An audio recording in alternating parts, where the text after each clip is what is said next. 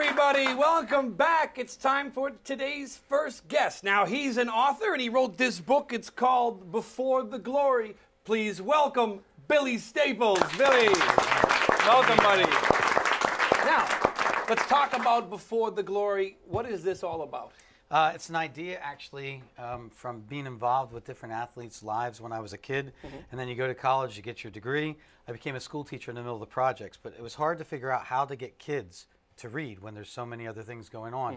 So I figured if I interviewed their favorites, whether it be David Wright in New York City or Justin Morneau in the sport of baseball, if you interview them and just write a story about their childhood when they were the same age as the kids, you shorten that up to a page or two, and the kid only has to pay attention for a book for a couple of minutes. Yep.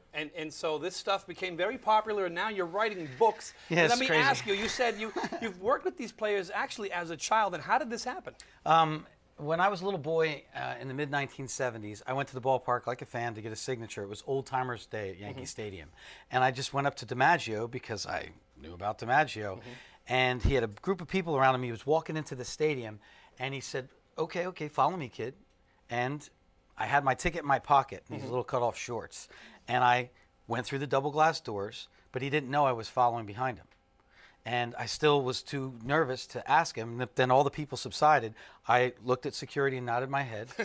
Then he walked along the tunnel to the Old Timers locker room, and he went to the guard, and he looked at the guard. So then I looked at the guard, and I was in the Yankees locker room, I swear to God. And I never left. And now what happened? Because you said you actually went there, but you weren't looking for a player. You were looking for somebody else. Oh, yeah. Who was it? Any Boston Red Sox diehard fan, any Yankee fan knows those weird things about their team. And the man that took care of the Yankees locker room in 1927 for the Yankees and Babe Ruth was Pete Sheehy. And so it was 50 years later. I wanted to meet the guy that knew Babe Ruth. So you knew about Pete Sheehy. Oh, yeah, and Pete Sheehy was like, you know. And I said, I'd love to be able to stay and hang out. And he says, you help me out, kid, and you can hang out as much as you want. Well, that was the next 10 years. Wow. Man. So now, what ballparks did you work at? Well, when the Yankees went on the road, once you get a little taste of something good, then the Yankees would go on the road. So you could either go over to Shea for the Mets, or you could go into Philadelphia by train. And so then I befriended the visiting locker room people in Philadelphia. And so I went to see the Phillies in the National League because they didn't have that for the Yankees in the American League. And you just got to know the whole league. And then baseball would be over and basketball would start. And then you go to basketball lockers. Yes, you're helping out. Now, it's pretty cool. Tell the people at home, what did you actually do when you were with these players? players? When inside the locker room, you've got shoes, shining shoes. You've got gathering all the dirty uniforms, folding, washing, cleaning, the linens, as they call it. A runner, like, could you make sure these 4 tickets get to my wife, put these at will call? Yeah. It's just busy work. And now it's different for you now because as an adult, you're actually friends with some of these ball players, it's pretty aren't cool. you? I mean, you interview them for the book, and now you can go to their house and hang out. What happens if you interview a famous singer, a famous actor, a famous athlete, and you're not just doing a 2-minute interview? Like we're doing this right here today. We've got to have a good 5 minutes so that they get a taste of what it's about.